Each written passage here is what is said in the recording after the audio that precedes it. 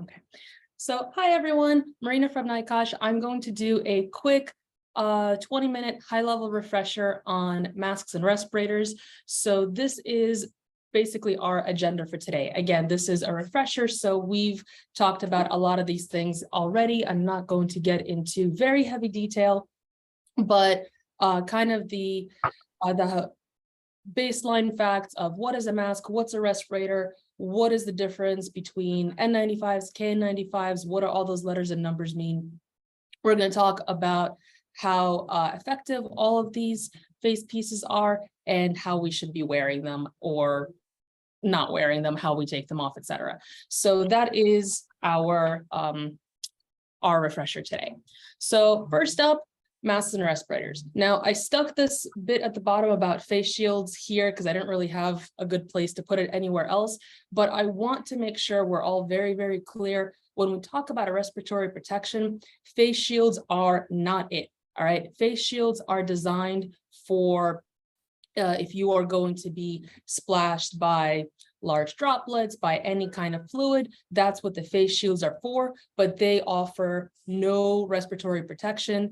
If someone sneezes in your face, they'll take the brunt of that, but airborne particulate are not, you're not protected by face shields. So if you need the face shield, you should be wearing a mask or a respirator underneath, but the face shield on their own, not a respiratory protection. Okay, so that is the first thing. Now, masks and respirators. So when we say masks, right now, there's the kind of, to pull back a little bit, there's the way we talk about these things colloquially, and then there are the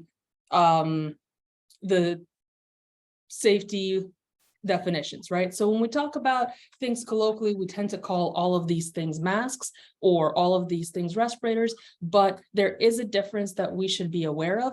When we talk about masks, these are your loose fitting face pieces, right? So these are your cloth masks, the surgical, the hospital, loose fitting face pieces, such as these guys.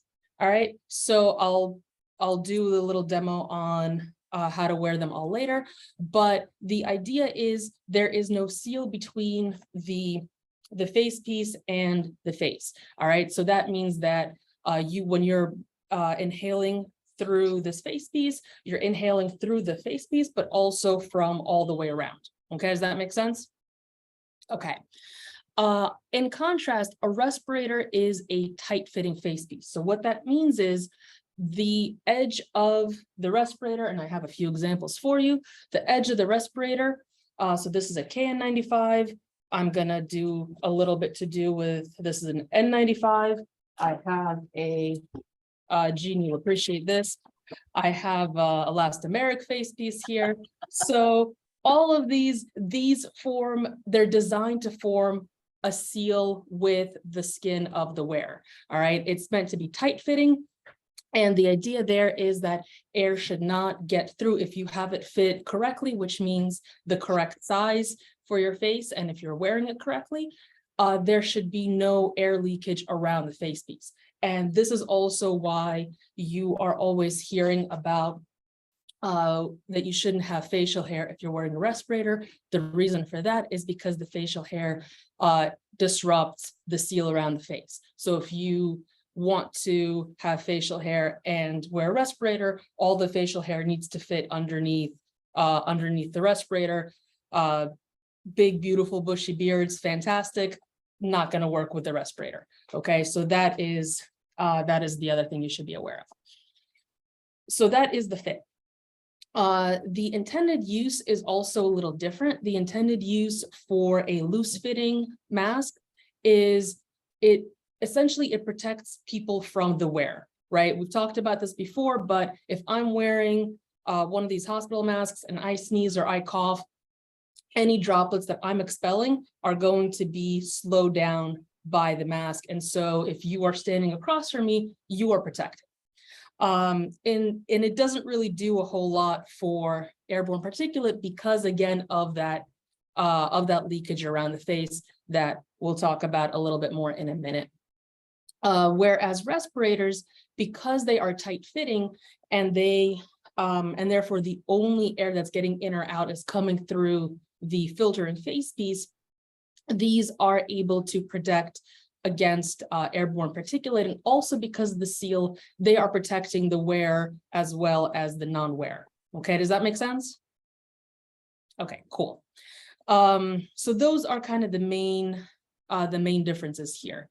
I put, again, I'm sure you all have seen these before, and I saw in the chat that people were asking about copies of the slides. I'm going to send copies of the slides. I'm also going to send you a copy of these handouts so that you can see them more clearly.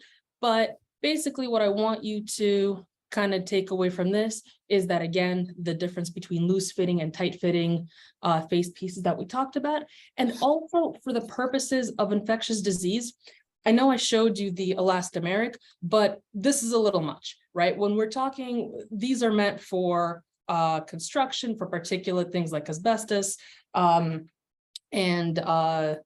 so forth. These are not really, you're not going to wear these in classrooms. Like, that is a little bit excessive for that piece. So from this chart on the right, for the purposes of COVID, of RSV, of flu, we're really looking at the top half, okay? The loose fitting and the N95s. Fair enough? Okay. All right. So those are broadly loose fitting and tight fitting. Now, the KN95s, the N95s, and all of that. So first up, when you see these letters and the numbers, what these essentially are, these are the way we designate efficacy, the way we designate what these face pieces are used for and how effective they are in that. So for the ends, all that really indicates is that the face piece is how resistant to oil it is. And you can understand that neither the hospital mask nor any of these N95s or KN95s, based on the material, you can understand that these are not in any way resistant to oil. If oil gets on them, it is going to saturate the material and the oil is going to both ruin the face piece. Whereas something like this would be rated a P because it is resistant to oil. So that's all that the N is about.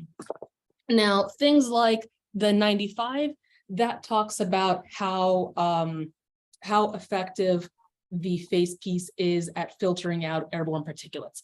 It's I'm not going to again get into crazy detail, but basically there's a test particle, and these all of these materials are measured against that test particle. So not an N95 means that it's not resistant to oil, but it filters at least 95% of the test particle. Okay, does that make sense? Okay, awesome. All right, so that's that. Now, the N95 versus KN95 versus KN94. So in the US, we have NYCOSH. If you're not familiar with NYCOSH, it's the National Institute of Occupational Safety and Health. It's the research arm of the CDC. And among all the other work that they do, they are the entity that tests and approves respirators. Now, so when you get an N95, I'm trying to see if it is, yeah. So you are probably not going to see this on the screen very well, but you will see on the respirator something like NYCOSH N95 here. It'll give you a lot number, right? Same idea over here. It'll have a lot number on it. So that is, you will see that on the N95s that are legitimate. They have gone through NYCOSH testing, through NYCOSH approval, and so forth. So that is what that means. And the thing that I want us to be very careful and understand is that N95s have straps that go all the way around the head, right? So these are not the ear straps. These are the two longer straps. Again, when I do the demo, I'll show you. But these are the straps that go around your head, okay?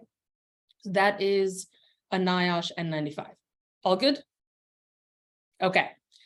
KN95 is, so if an N95 is certified to NICOSH standards, to US standards, a KN95 is a respirator that is made to China standards for face piece respirators, and KN94s, same thing, but we're talking about South Korea. Okay, so that is kind of the agency difference.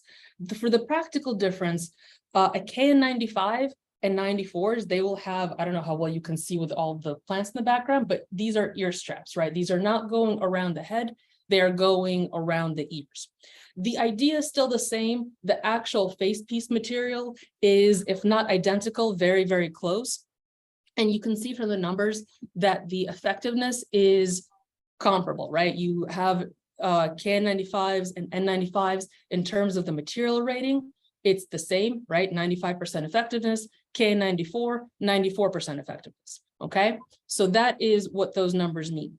The main difference is that the straps that go around the head, they are, yes, less comfortable, but they also create a tighter seal, right? And you know from wearing them, if you've worn an N95 or if you've worn a KN95, you know that the ear straps give you a little bit more looseness, right? You'll still feel the seal when you wear an N95, but it's not as tight as, when you wear a KN95 with the ear straps, you'll still get a seal, but it's not going to be as tight or as secure as the face piece that's got the straps behind the head, okay? So far, so good? Okay, sorry, I know I'm looking over to the side, this is where my chat is. So, okay. The other thing that I want you to be aware of is NICOSH does not approve or certify KN95s or KN94s. NICOSH does not get involved in international certifications. So if you see a package, a label that says NICOSH approved KN95, be very suspicious, check the website. I linked their site in the slides here, but NICOSH does not approve international standards. So that is something you should be aware of. Okay, so far so good? Okay, cool. All right, so that is the different types of face pieces. So let's talk about effectiveness.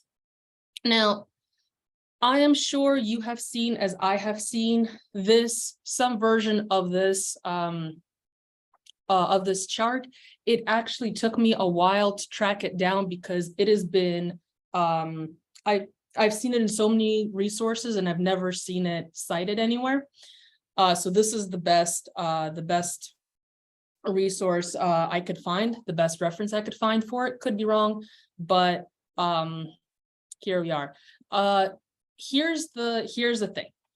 What is problematic about this is, apart from the fact that my page number went a little wonky on the side, but the thing you'll notice here is you'll see a KN95 and a surgical mask be given the same effectiveness rating for viruses.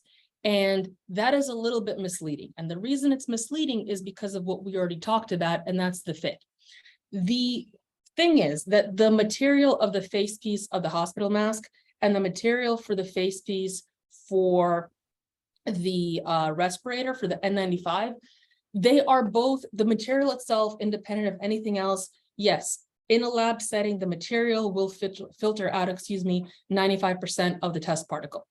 However, we do not exist in a laboratory setting, right? We put these face pieces on our faces and we move around in them.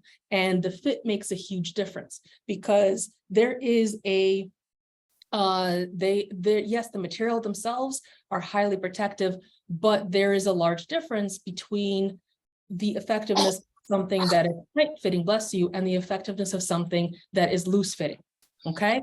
So the actual fit effectiveness looks a little closer to this.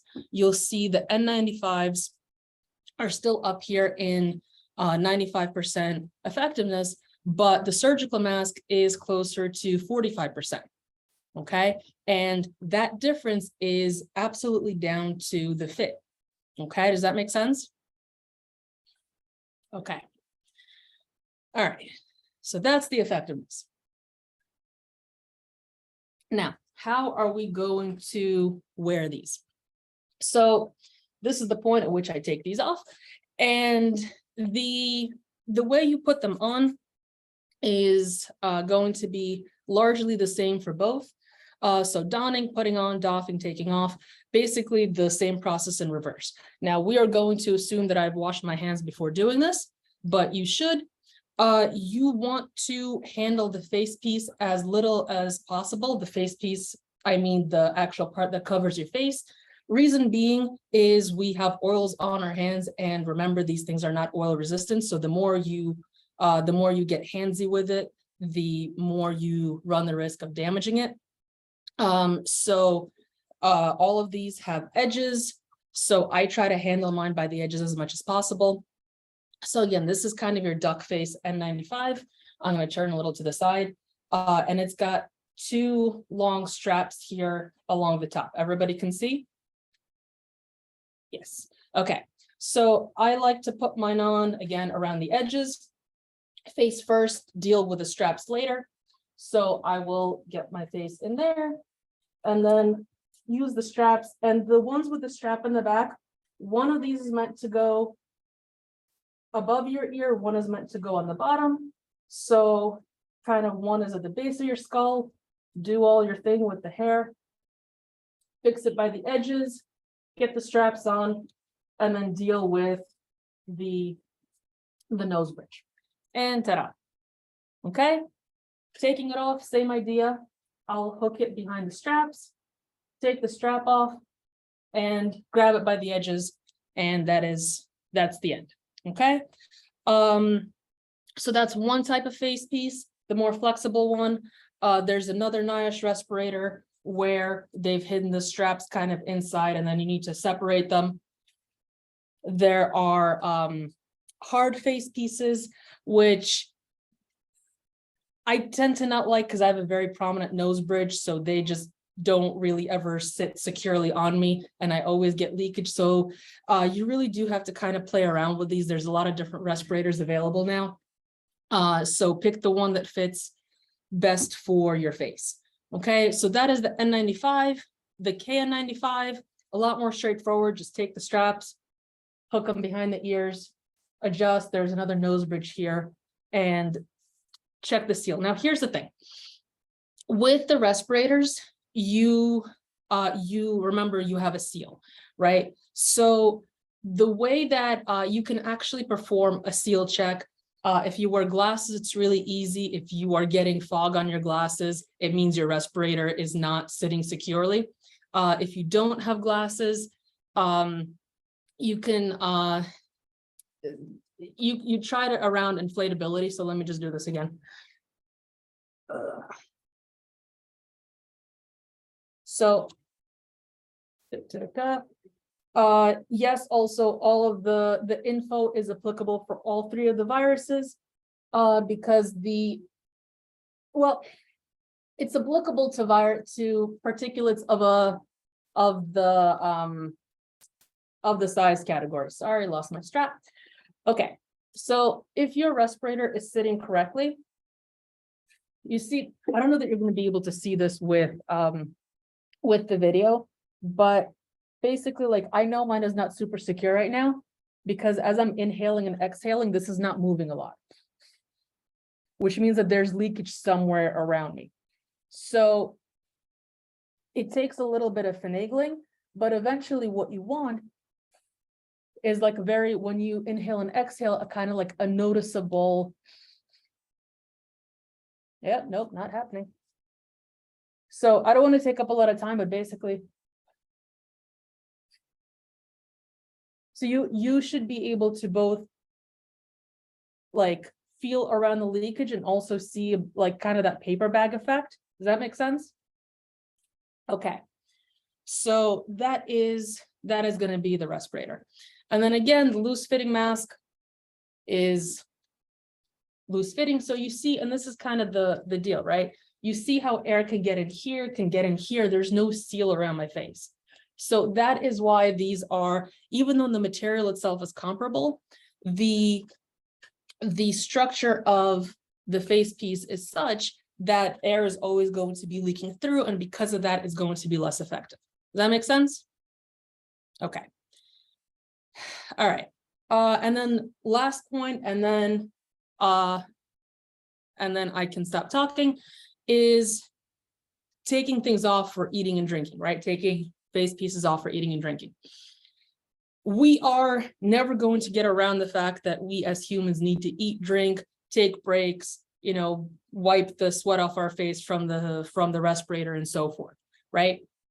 And so we need to understand that anytime we remove a protective layer, there's going to be an increase in risk, right? How much that risk increases varies, right? Could be a little bit, could be a lot. Depends on how long the layer is off, depends on the activity you're doing, right? Are you eating? Are you taking a quick sip? Are you singing in a concert hall and expelling particulate at everybody, right? Are you alone in a room? Are you alone on the floor? Or are you around other people, right? So all of these things make a difference. And it's also why we are, we need to be using a variety of different protective measures, right? I know that we have talked so very often about the Swiss cheese model in these meetings, but that really is key because we're never going to have zero risk. We're going to have to remove our masks, our respirators for a variety of reasons. And so we need to have backups always, okay? So that is basically my spiel. I know there's some questions in the chat. I'm gonna look through them, but other than that, that's the show. I'll send the slides, I'll send the PDFs. Thank you very much. And I don't know, Jean, if you want me to answer questions in the chat or out loud. We don't, we've got time today. So I think if people have questions, let's take some time to address the questions, because this is really critical, for the next, I don't know how long, unforeseen amount of time. And I also you pointed out something that's really, I think we all notice when we put these things on, that if your glasses fog up, you're not breathing through the respirator. You're breathing above it or through it. You're not breathing through the material, so you're not getting the filtration as fully as you should. Yeah. So that's a quick test. Fogging, not good. I want to clarify something also, because so this is and I don't think I made this clear when I said it, so I do want to clarify now. If you are getting fog in your glasses, it doesn't mean there's zero protection, right? This is like looking back at that chart with the loose fitting respirators, right? Yes, you have leakage. Yes, it's an imperfect seal, but that doesn't mean that, rip off the respirator and run, frolic wildly through the halls. You are still getting some protection. It's just not the maximum protection that the respirator is able to provide. So you're getting some, you're not getting all of it. Adjust, and then, the protectiveness will go up, will increase. Okay. Okay. So I'm going to try to hit some questions in the chat. Please let me know if I miss them, because they've been kind of coming in and I've been trying to answer as I go. I see several questions about reusing respirators. So, all right. Historically, pre-pandemic, right? The N95s were designed to be worn for a single 8-hour shift. I know we are all very used to reusing our N95s at this point, largely because there was, I think we all remember the very critical supply shortage at, in early 2020. So we, I know, are all in the habit of reusing our respirators. The recommendation from NYCOSH remains the a single 8-hour shift. But then the question, of course, is what if I'm just wearing it for like half an hour when I go to the store and so forth. So I come a little bit from the construction industry pre NYCOSH, and kind of the way that we used to use respirators, again, mainly these, but generally, if the respirator is, if you've not worn it for more than 8 hours and it's not damaged, you can reuse it, but like, don't keep wearing the same respirator over and over again. It's kind of a fuzzy area. You can get some use out of it, but you really shouldn't be using it for more than 8 hours if you can at all avoid it. Does that kind of answer the question? It's not like it disintegrates after 8 hours, but basically what happens is, if you're wearing it all day, right? You're sweating, all of that is getting on the respirator. If you wear makeup, if you get makeup on it or moisturizer or whatever, you should discard it, right? If it's visibly damaged or visibly discolored, it's no good anymore, right? So if you're wearing sunscreen, if you're wearing moisturizer, if you're wearing makeup, if you're wearing aftershave, whatever it is, right? All of that is getting on the respirator and is damaging the material. So it's not like the respirator, 7 hours and 50 minutes, everything's fine, 8 hours and 1 minute, turns into a pumpkin. But be aware that the longer you wear it, the more moisture from, breathing, sweating, etc., the more facial products, all of that is getting on the respirator and is damaging it. Also, I don't know if you've ever worn a cloth one of these respirators for a long period of time, but they start to smell, and you probably also just don't want that on your face. Okay, so it's both like a practical thing and also, keeping your face happy kind of thing. Okay, does that answer the question? I think from all angles. Okay. So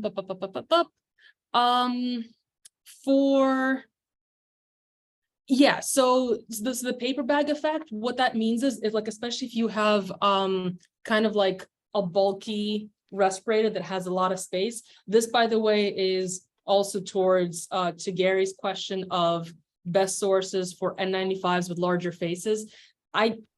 As someone who has a very prominent nose and nose bridge, I tend to like the flexible respirators more because they give me a lot more time, a lot more space to maneuver.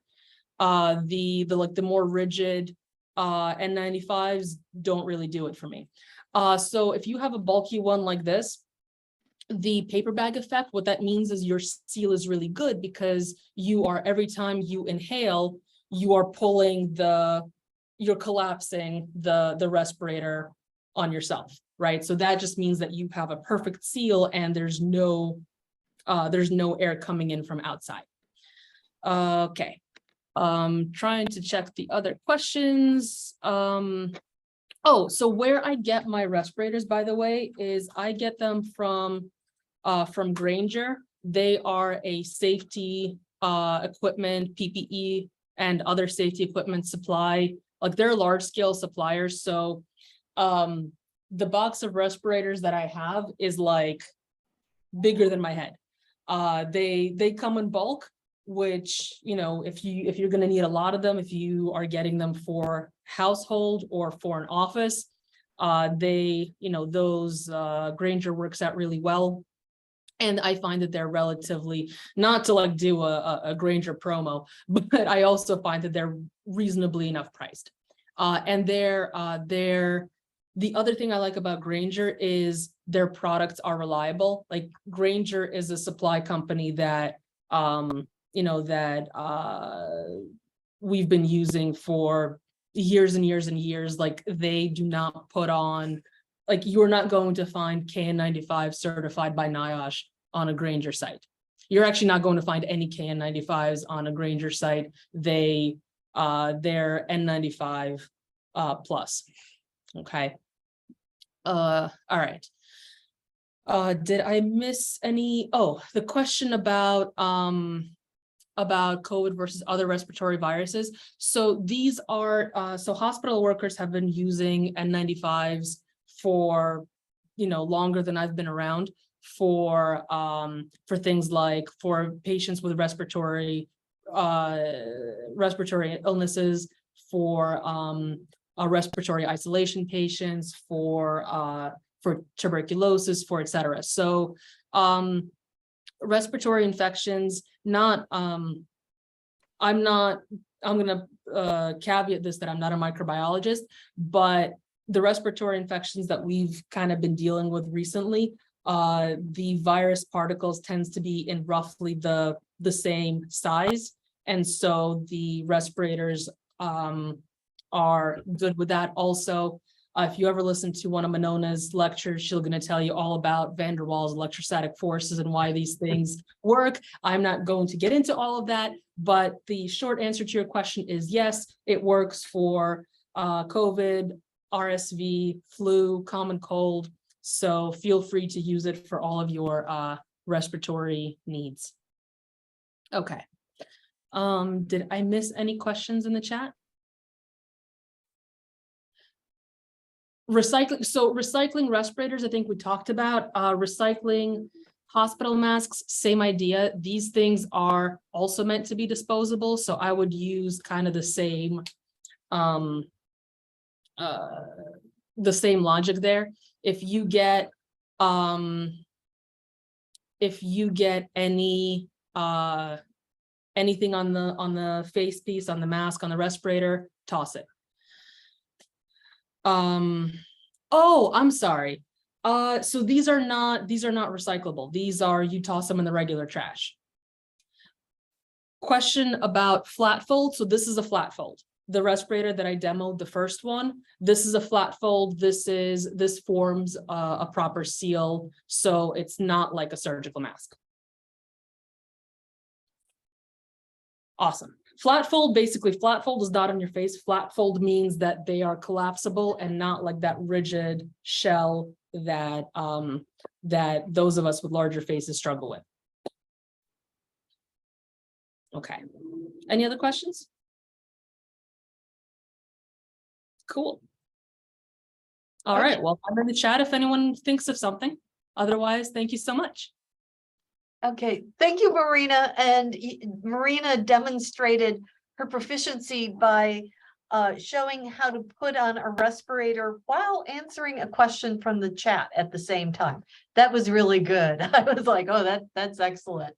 Okay, so I'm going to stop the record and